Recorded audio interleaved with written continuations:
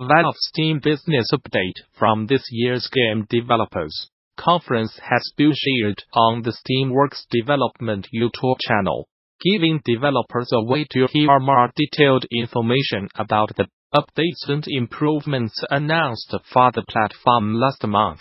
A quick look at the notes from the show can be found in that original write-up on the topic, but the video above offers a more complete look at what Valve's top majority-known and other members of the team discussed during the show. Our goals for this talk are pretty simple. Says Dino, we want to be transparent and open about our priorities and plans.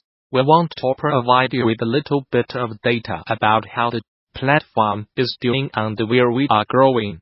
And we also want to get into the needs and bolts about a few tools and features that we have built that we think are going to benefit a lot of developers and a lot of customers. Early on, Dino outlines that Valve's vision for Steam has three distinct parts: to create value for players and developers, to constantly reinvest to grow the addressable market, and to invent new ways for developers to make their customers happy.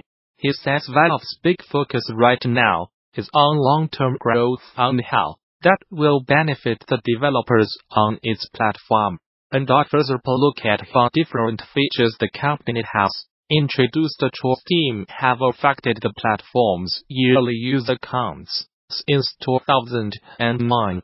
Other members of the Valve and Steam team take the stage throughout the talk to offer more information on things like Steam's upcoming new look, overhauled event system, other social features due out for the platform this year, new Steamworks network apps, and how Steam is looking to help devs expand into emerging markets worldwide.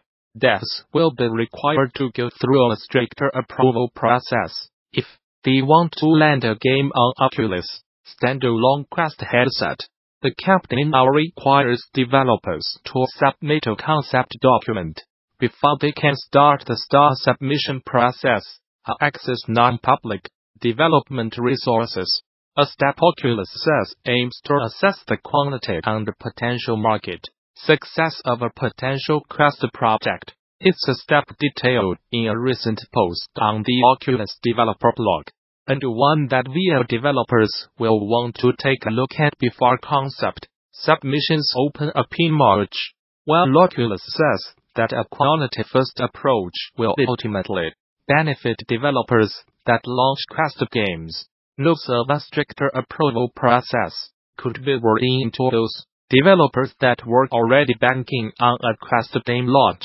A point down the line, Oculus says it's taking a quality-first approach with games and apps on the Quest with the goal of ensuring that the platform becomes a successful content ecosystem for both developers and players. To do that, the company says it's important to curate its storefront and lead with high-quality, innovative titles from indie and AAA developers alike. The goal of this change is developer success on our platform, explains the post. If we feel that your app is not a fit for Quest, we do like to let you know that early in the development process, before you have made significant production investments, rather than at the end.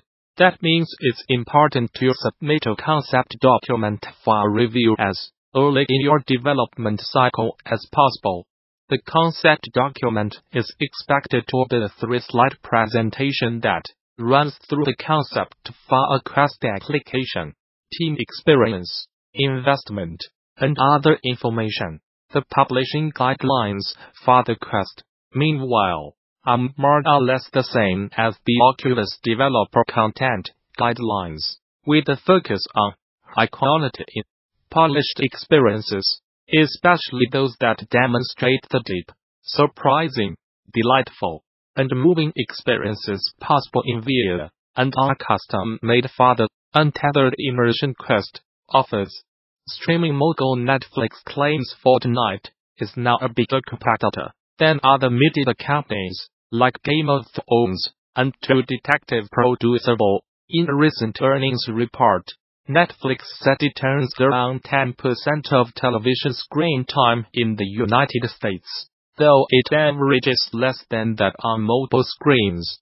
Curiously, the company then topped up its ability to earn consumer screen time away from a very broad set of competitors, before adding that it also competes with, and loses to, Fortnite more than Ball. It's a notable comparison that highlights not only how incredulously popular Epic's last man standing shooter has become, but also how its impact is now being felt by some of the biggest names outside of the games industry. Indeed, it's easy to see why Netflix considers Fortnite a main rival. The free-to-play title is available on almost every platform imaginable, from consoles and PCs to smartphones, and hit 3 million concurrent players before Christmas. Last time we checked, Fortnite had over 200 million registered users, and Epic continues to keep the game relevant by introducing new skins, weapons, and locations with the start of each new season. Netflix has just dropped a special interactive installment of Black Mirror to give us all a bleak reality check, as we try to forget about the crushing weight of existence during the holidays. Dubbed Bandersnatch, the Christmas episode is notable for being a choose-your-own adventure affair that invites viewers to make choices, like the one in the clip above. As the story progresses, the gamification of more traditional media is a concept Netflix has been playing with for a while, with the streaming giant having already released similar shows for children such as the recently launched Minecraft Story Mode. The rub here is that Bandersnatch is targeted at adults, meaning creators Charlie Brooker and Annabelle Jones had to present a branching narrative complex enough to keep older audiences engaged, without letting them stray too far from the main plot. Turns out, that was a pretty huge undertaking, and in a recent interview with Variety the pair spoke about how they were given help in the form of Netflix's own custom scriptwriting tool, Branch Manager.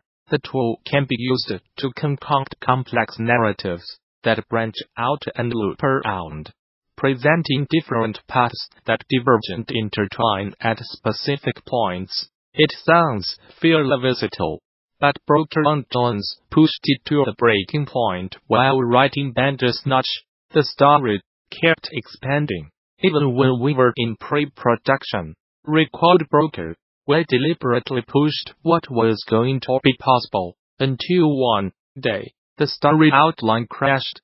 It was a first for Brooker, though it is not altogether surprising when you consider Bandersnatch has over 1 trillion unique permutations, though some of those include fairly superficial choices like deciding what cereal to score for breakfast. If that little tidbit has piqued your interest, you can out more about how Bandersnatch came together by checking out the full article over on Variety.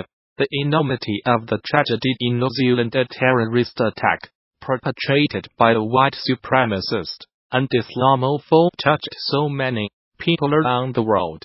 My Muslim students, as well as several friends and colleagues who include Muslim Aussies and Kiwis that have contributed mightily to both nations, were shattered and fearful about what comes next. My own grave, severe as it was a mere echo of those who were ringing across the Tasman or the Pacific to learn whether their loved ones were swept up in the catastrophe, one that saw 0.1% of New Zealand's Muslim population slaughtered at a stroke. Already, necessarily painful discussions have begun about the role played by social media sites in amplifying, organizing, and radicalizing voices like the terrorists, after and including facilitating the proliferation of his live stream of the attack, which some commentators liken to a first-person shooter perspective of the slaughter. The comparison was, unfortunately, apt. The response from some was as wearisome as it was predictable.